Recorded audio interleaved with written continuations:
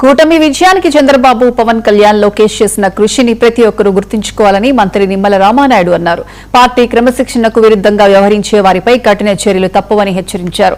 Party క్రమశిక్షణ, సిద్ధాంతాలు, నియమాలు ఏ స్థాయి నాయకుడికైనా సమానంగా వర్తిస్తాయన్నారు.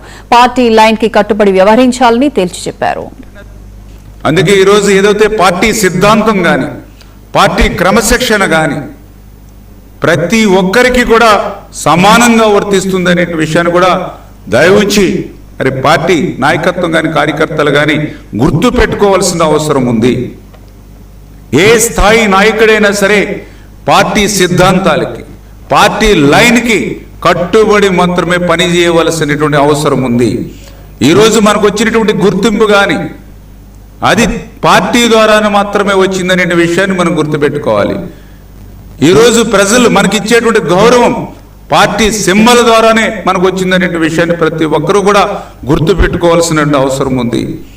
వ్యక్తిగతమైనటువంటి ప్రయోజనాలు, వ్యక్తిగతమైనటువంటి అభిప్రాయాలు కాదు, మనకి రాష్ట్ర ప్రయోజనాలు ముఖ్యం. రాష్ట్ర ఏదైతే అభివృద్ధి ముఖ్యం.